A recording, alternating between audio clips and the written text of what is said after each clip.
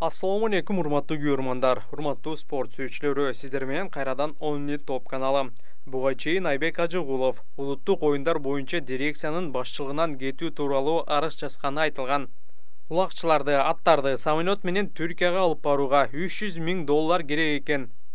Айбек Ажыгулов бул сумманы бөлүп берүүгө каршы экендигин билдирип, өз кызматын таштап кетүүдө. Алдыда Айбек Ажыгуловдун интервьюсун сунуштайбыз. Видеону аягына чейин көрүп, улакчылар Түркияга барыш керекпи же жокпу, ой пикир калтырыңыз. Ушунча мамлекеттин акчасын расход кылганга мен колум барбай жатат да. Ал мен аркылуу өтүш керек болчу, мен ага кол кое албайм. Мен бетим чыдабайт да. Ар бир коллектив бир күндүк зарплатасын которуп, студенттер акча чогултуп баткенге жардамдап атканда $300,000 кол коюп берип, анан жөн эле аттар 3-4 күнгө Турцияга барып келгенде мен бетим чыдабайт.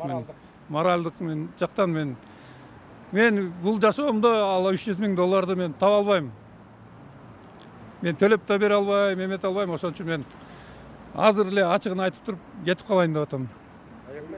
Автоунаа утуп алуу жөн оңой. 100 iPhone'дун бирин утуп алуу жөн оңой. Эч кандай маселе жок. Жөн гана балансыңды толуктан. Жөн гана мой О тиркемесин колдон.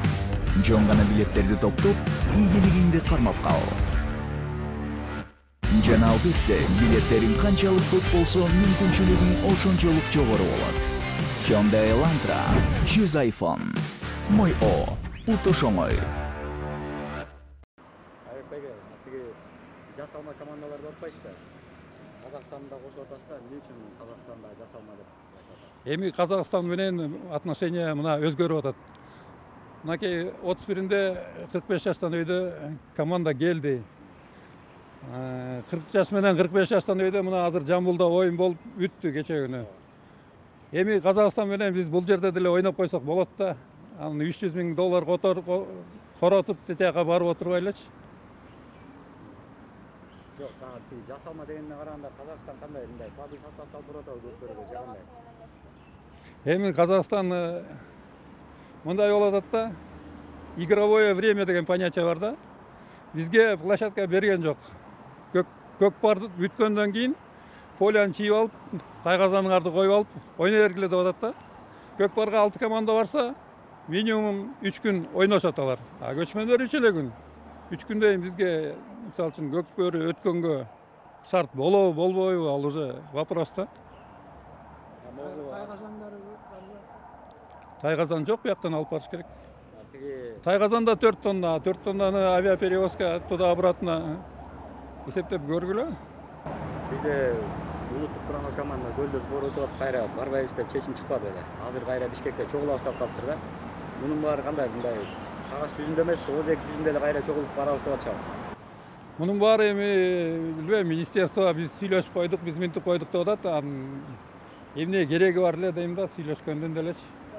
Эми министрдин сөзүнө караганда алып барам деп атат, основной оюндарга кирет деп атат. Бирок эми ал жака барып Америка менен Красноярскийди анан Алтайды утуп алганда биз эмне пайда табабыз? Утуп алдык, эмне пайда таптык? Орустар айткандай, овчинка не стоит выделки. Ошол эле учурда биздин башка улуттук спорттор кирбей калып атпайбы? Буларга эмне себеп болот негизи эле? Көкпөрдөн сырткары менен мисалы үчүн 19-жылкы меморандум боюнча 7 оюн кирген. 7-өнүн протокол боюнча алыш кириптир. Ар бир эмеде чемпионат мира болот деп, юби өткөзөт деп. Ошол калды, калган баарын алып салган. Эмне себеп болот ошо биздин спортторду алып салышына? Эми ал ар кандай себептерди айтып атышат. Эмче дегенде кыргыз күрөштөн мисалы үчүн 7 медаль утуп алган, улактан 16 медаль уткан, эреңиштен 5 медаль уткан. Ошол оюндардын баарын алып салсаңар, анда Түркия биринчи местага чыгат деп ошол жерде акылмандар айтып атыптыр. Ошон үчүн биздин оюндардын баары алынып калды да.